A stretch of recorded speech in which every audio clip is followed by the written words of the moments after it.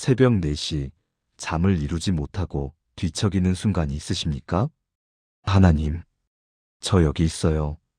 라고 기도하지만 막연합니다. 그분이 정말 들으실까요? 그분이 정말 응답하실까요? 바로 그 순간, 우리에게 필요한 것은 막연한 하나님이 아니라 구체적인 그분의 성품입니다. 병상의 아픔에는 여호와 라파 치료하시는 하나님, 경제적 어려움에는 여호와 일해 준비하시는 하나님, 두려움의 밤에는 여호와 샬롬 평강 되시는 하나님이 필요합니다. 사랑하는 성도님들, 오늘 여러분의 삶의 각 영역마다 필요한 하나님의 이름을 발견하게 될 것입니다. 지난 25년간 목회하면서 저는 수많은 성도님들을 만났습니다. 그 중에서도 가장 안타까웠던 분들은 하나님을 믿지만 하나님을 모르는 분들이었습니다. 교회는 30년을 다녔는데, 기도는 매일 하는데, 하나님이 어떤 분인지 구체적으로 설명하지 못하시는 겁니다. 마치 평생 함께 살아온 배우자의 이름만 알 뿐, 그분의 성품과 사랑하는 방식을 모르는 것과 같습니다. 그런데 성경은 우리에게 놀라운 선물을 주셨습니다. 하나님께서 친히 당신의 여러 이름들을 통해 당신의 성품과 사역을 계시하신 것입니다. 각각의 이름은 단순한 호칭이 아닙니다. 그것은 우리 인생의 특정한 상황과 필요에 응답하시는 하나님의 구체적인 약속입니다. 배가 고플 때는 여호와 이레를, 아플 때는 여호와 라파를, 외로울 때는 여호와 샤마를 부를 수 있다는 것이 얼마나 큰 축복입니까? 오늘 우리는 하나님의 7가지 아름다운 이름들을 함께 묵상하게 될 것입니다. 각 이름마다 여러분의 삶에 소망과 기쁨이 넘치는 비밀이 숨겨져 있습니다. 더 이상 막연한 기도가 아니라 구체적인 하나님의 성품을 붙잡고 기도하게 될 것입니다. 더 이상 하나님이 계실까? 라는 의심이 아니라 이런 하나님이 나와 함께 계시다 라는 확신으로 살아가게 될 것입니다. 지금부터 여러분과 함께 하나님의 보물 창고를 열어가겠습니다. 준비되셨습니까? 내용이 기대가 되신다면 좋아요와 구독을 부탁드립니다. 첫 번째, 여호와 일에 마이너스 준비하시는 하나님. 여러분, 혹시 지금 경제적으로 막막한 상황에 처해 계신 분이 계십니까? 앞으로의 생활비가 걱정되시나요? 자녀들의 학비가 부담되시나요? 은퇴 후의 미래가 불안하신가요? 바로 그런 순간에 여러분이 부를 이름이 여호와 이레입니다. 창세기 22장 14절을 함께 보시겠습니까? 아브라함이 그 땅 이름을 여호와 이레라 하였으므로 오늘날까지 사람들이 이르기를 여호와의 산에서 준비되리라 하더라. 이 말씀이 나온 배경을 아십니까? 아브라함이 인생 최대의 시험 앞에 섰던 순간입니다. 하나님께서 그에게 100세에 얻은 아들 이삭을 번제로 드리라고 명령하셨습니다. 상상해 보십시오. 25년을 기다려 얻은 약속의 아들, 모든 소망이 걸린 그 아들을 죽이라는 명령을 받는 심정을 말입니다. 그런데 아브라함은 순종했습니다. 모리아 산에 올라가 제단을 쌓고 아들을 묻고 칼을 들었습니다. 바로 그 순간 하나님께서 개입하셨습니다.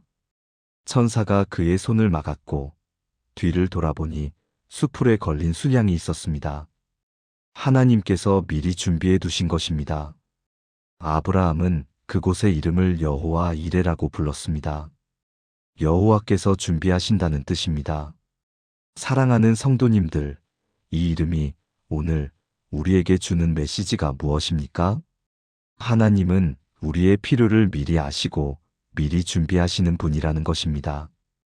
우리가 막다른 골목에 이르렀다고 생각할 때 이미 하나님은 해결책을 준비해 두셨습니다.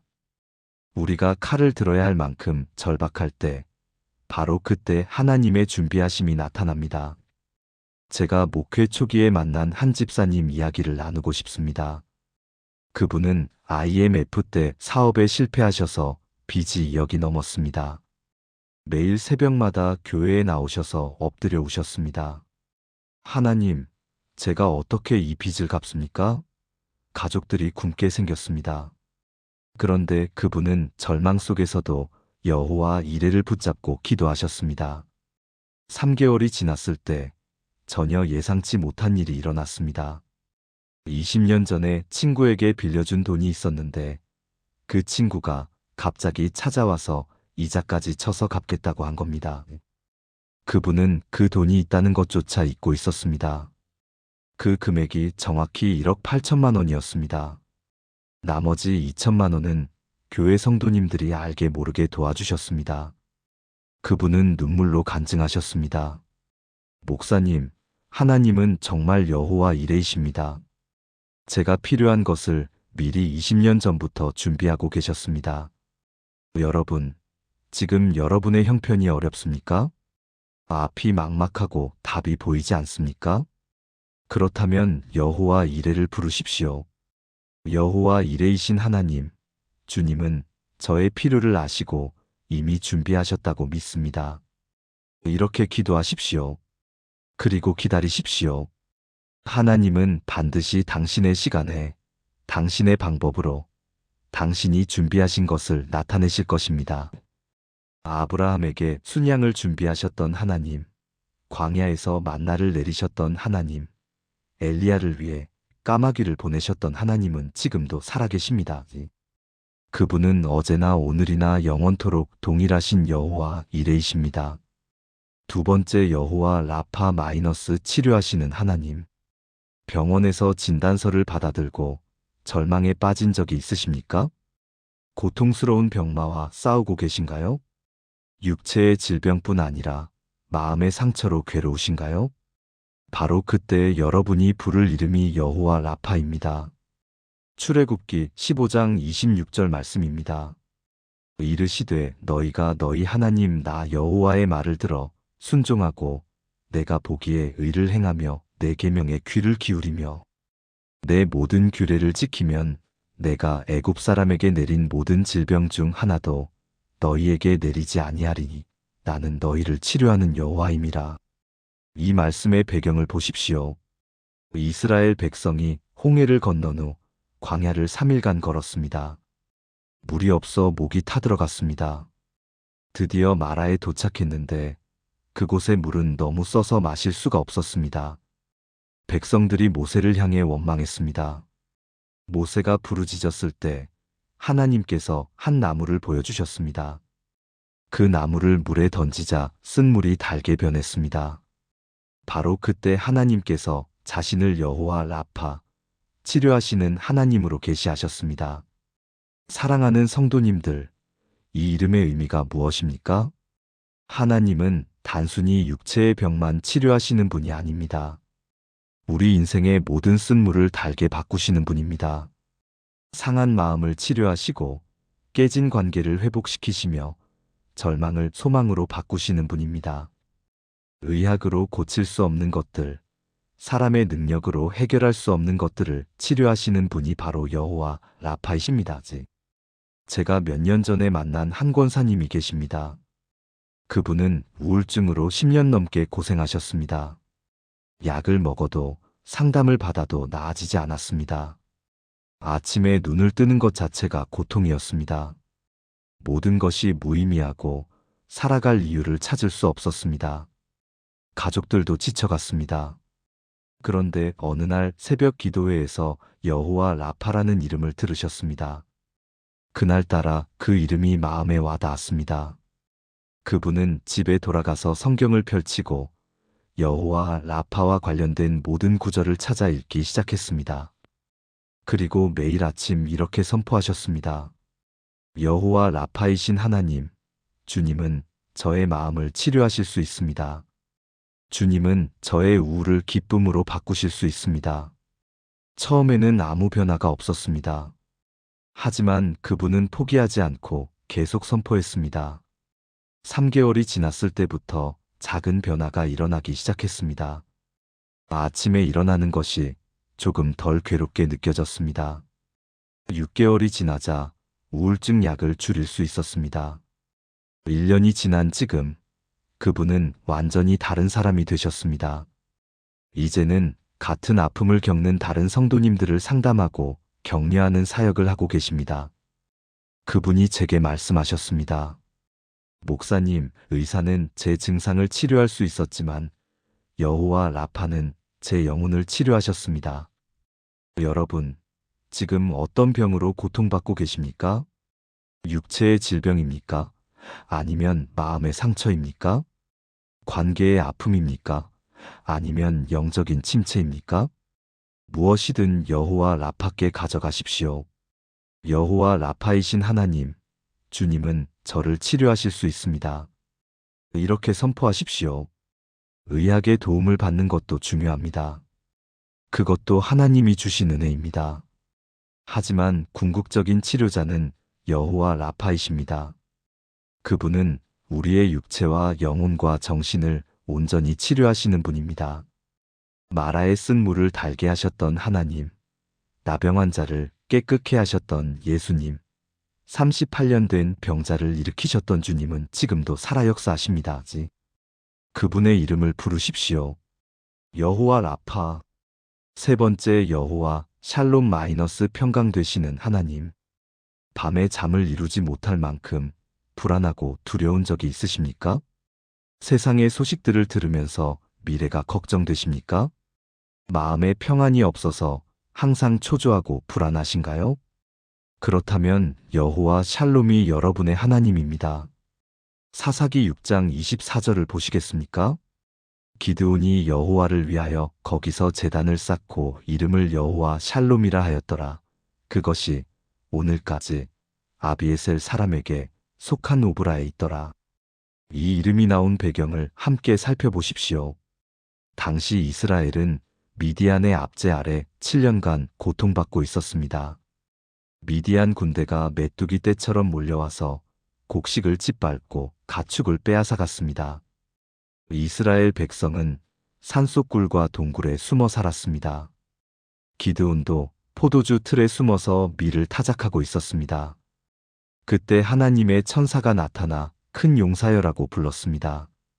기드온은 놀랐습니다. 저같이 약한 자가 어떻게 이스라엘을 구원할 수 있습니까?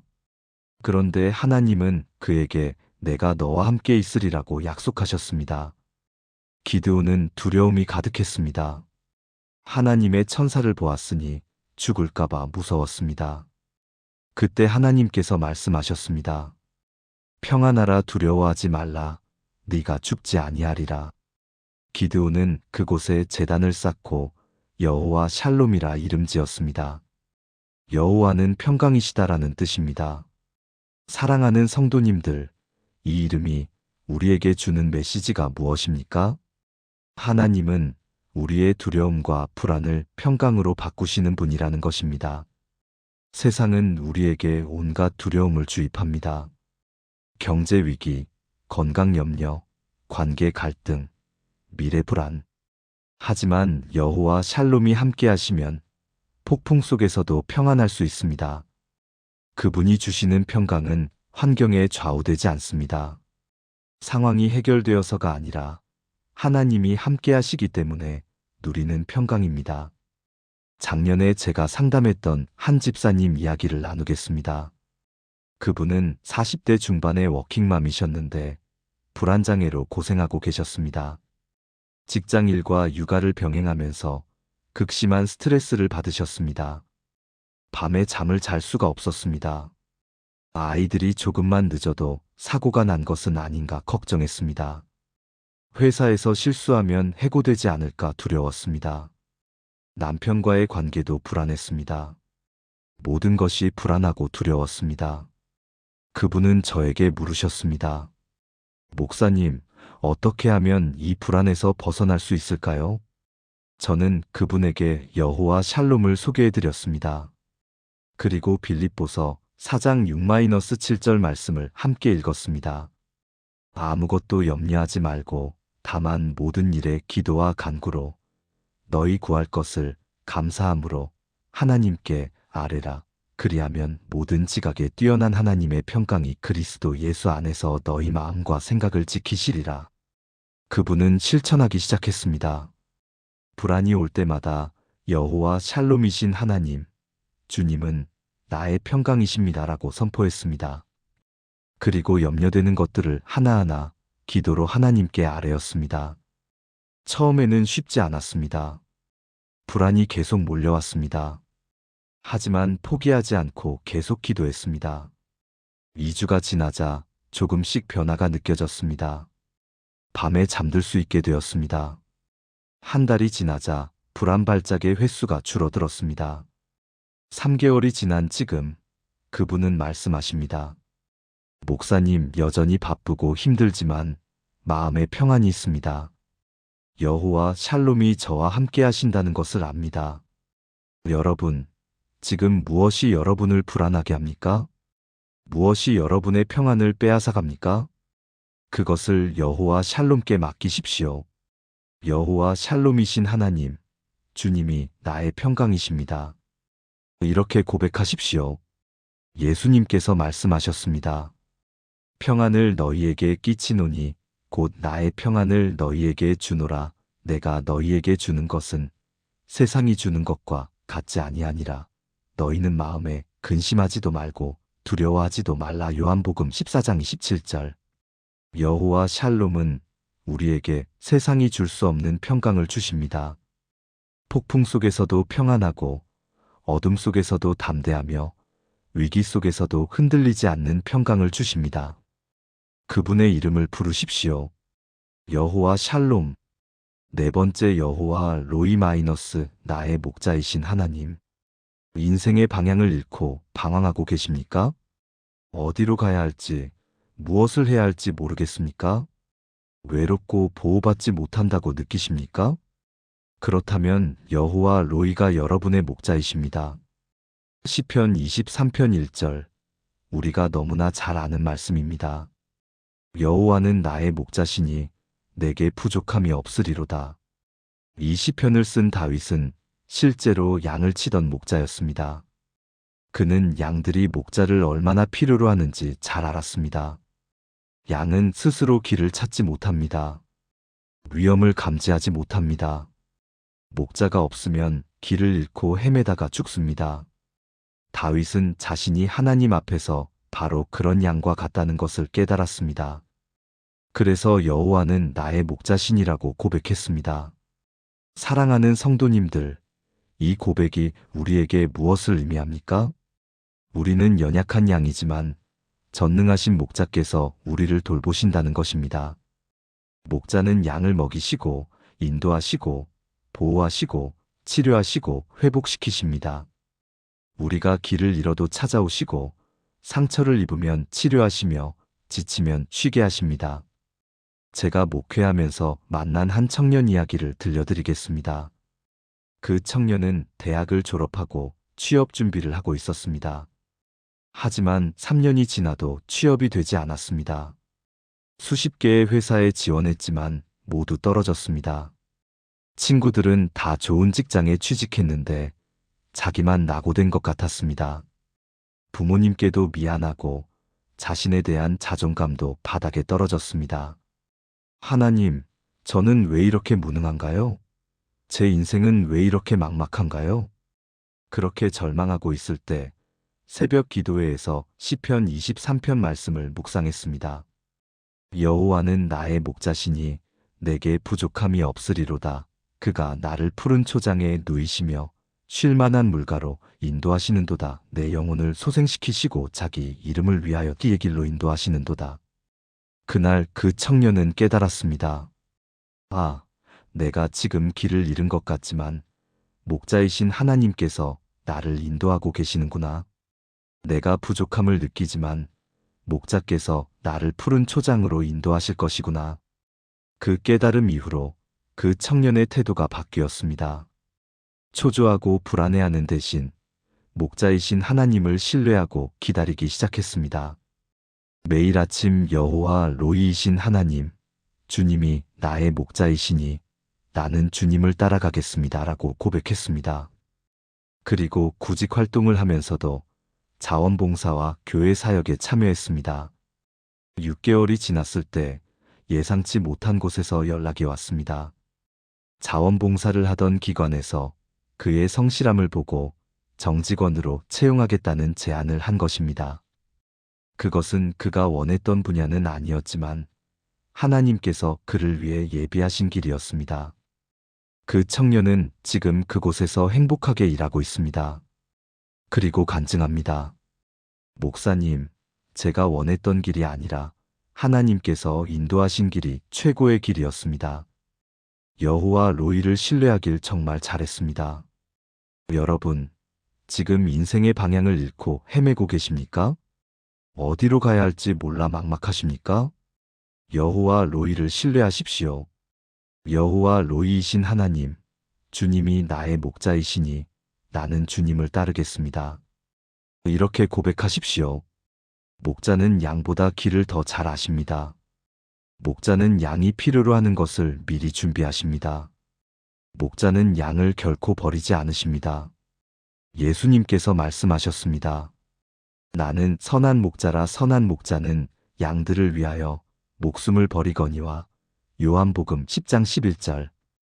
여호와 로이는 우리를 위해 목숨까지 주신 목자이십니다. 그분을 따라가기만 하면 우리는 결코 길을 잃지 않을 것입니다. 푸른 초장과 쉴만한 물가로 인도받을 것입니다. 그분의 이름을 부르십시오. 여호와 로이. 5번째, 여호와 니시 마이너스 나의 깃발이신 하나님. 영적 전쟁에서 패배감을 느끼고 계십니까? 세상과의 싸움에서 지쳐 쓰러질 것 같습니까? 유혹과 시험 앞에서 무력감을 느끼십니까? 그렇다면 여호와 니시가 여러분의 승리의 깃발이십니다. 출애굽기 17장 15절을 보시겠습니까? 모세가 제단을 쌓고 그 이름을 여호와 니시라고. 이 이름이 나온 배경을 살펴보십시오. 이스라엘 백성이 르비딤에 도착했을 때 아말렉이 갑자기 공격해 왔습니다. 모세는 여호수아에게 군대를 이끌고 싸우게 하고 자신은 산 꼭대기에 올라가서 하나님의 지팡이를 들었습니다. 신기한 일이 일어났습니다. 모세가 손을 들면 이스라엘이 이겼고 손을 내리면 아말렉이 이겼습니다. 모세의 팔이 피곤해져서 아론과 훌이 양쪽에서 그의 팔을 붙들어 주었습니다. 해가 질 때까지 손을 들고 있자 여호수아가 아말렉을 완전히 물리쳤습니다. 모세는 제단을 쌓고 여호와 니시, 곧 여호와는 나의 깃발이라고 이름 지었습니다. 사랑하는 성도님들, 이 이름의 의미가 무엇입니까? 전쟁에서 깃발은 무엇을 상징합니까? 승리, 권위, 정체성, 집결지입니다.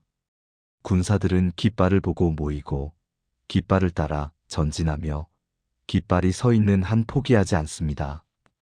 여호와 니시는 하나님이 우리의 승리의 깃발이시라는 뜻입니다.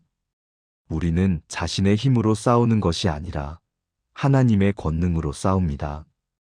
우리가 손을 들고 하나님을 의지할 때 하나님께서 우리를 대신해서 싸워주십니다. 몇 년 전에 제가 상담했던 한 집사님 이야기를 나누겠습니다.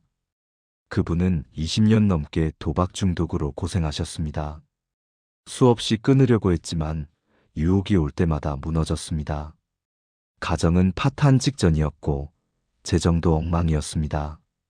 자신을 완전히 실패자라고 생각했습니다. 목사님, 저는 이길 수 없습니다. 유혹이 너무 강합니다. 그분은 절망 속에서 울었습니다. 저는 그분에게 출애굽기 17장 이야기를 들려주었습니다. 그리고 말씀드렸습니다. 집사님, 혼자 싸우려고 하지 마십시오. 여호와 니시이신 하나님께서 집사님을 위해 싸워주실 것입니다. 집사님은 손을 들고 하나님을 의지하기만 하십시오. 그분은 결단했습니다. 유혹이 올 때마다 문자 그대로 두 손을 들고 기도하기로 했습니다.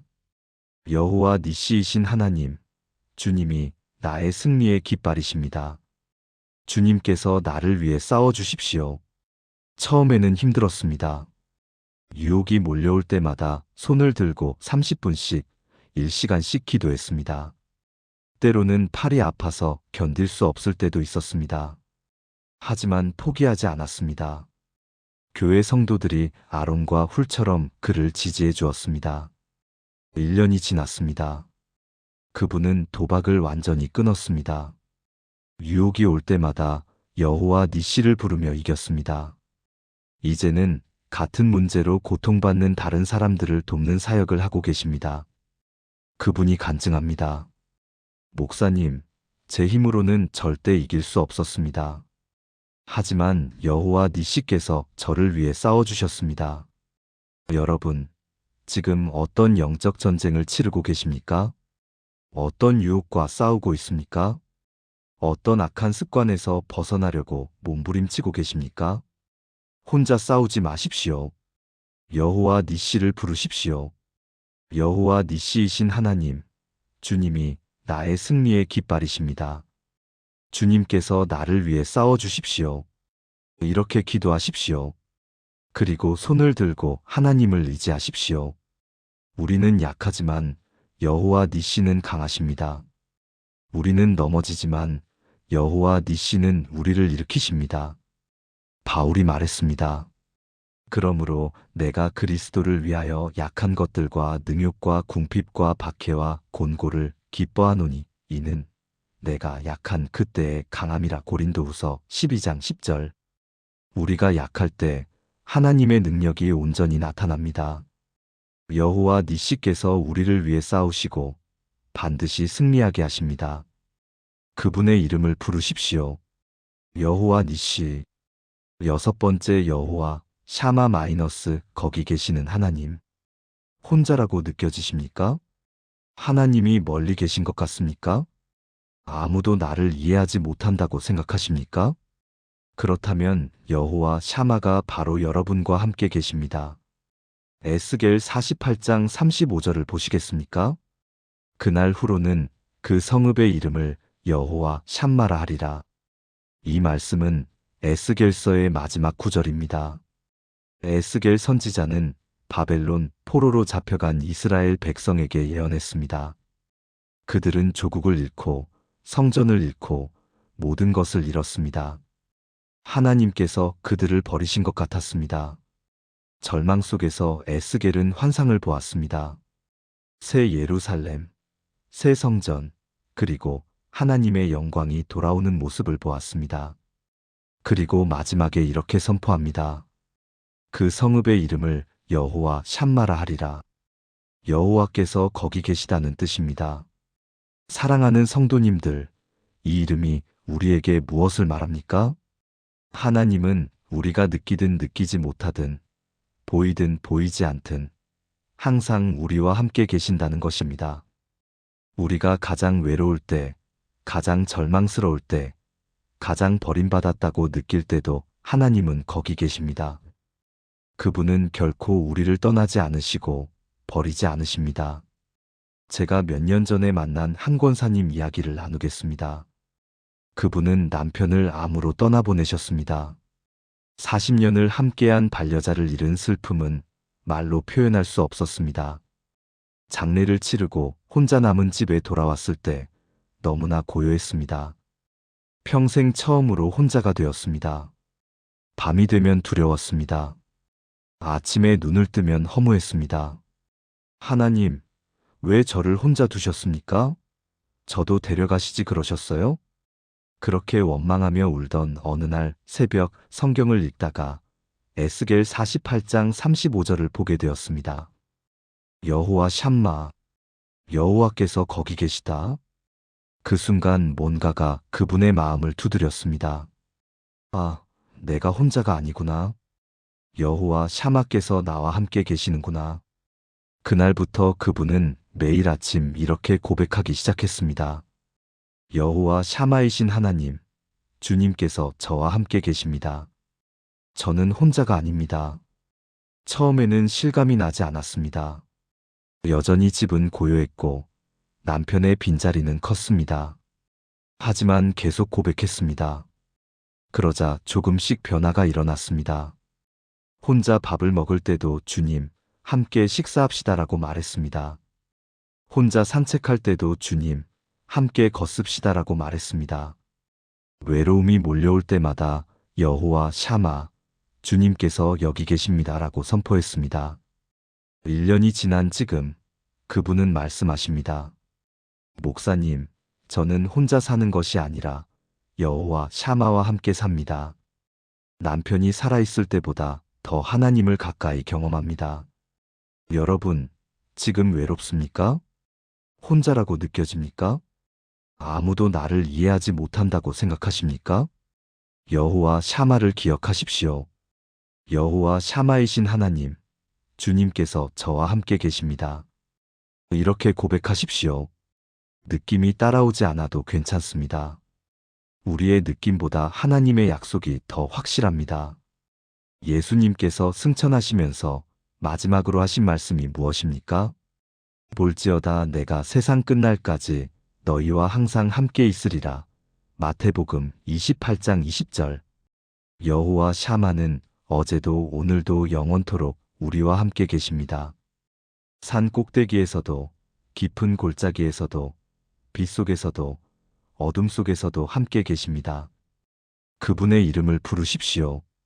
여호와 샤마. 일곱 번째 여호와 치드케누 마이너스 우리의 의이신 하나님. 죄책감에 시달리고 계십니까? 자신이 부족하고 자격이 없다고 느끼십니까? 하나님 앞에 설 용기가 나지 않습니까? 그렇다면 여호와 치드케누가 여러분의 의가 되십니다. 예레미야 23장 6절을 보시겠습니까? 그의 날에 유다는 구원을 받겠고 이스라엘은 평안히 살 것이며 그의 이름은 여호와 우리의 의라 일컬음을 받으리라. 이 예언은 메시아에 대한 예언입니다. 당시 이스라엘은 악한 왕들과 거짓 선지자들로 인해 영적으로 타락했습니다. 백성들은 죄악 가운데 빠져 있었고 하나님의 심판이 임박했습니다. 그런 절망적인 상황에서 하나님은 희망의 메시지를 주셨습니다. 장차 다윗의 의로운 가지가 일어나서 그가 백성들의 의가 될 것이라는 예언입니다. 그 이름이 여호와 치드케누, 곧 여호와는 우리의 의입니다. 사랑하는 성도님들, 이 이름의 의미가 무엇입니까? 우리는 스스로 의로워질 수 없습니다. 아무리 노력해도, 아무리 선행을 많이 해도 우리의 의는 누더기와 같습니다.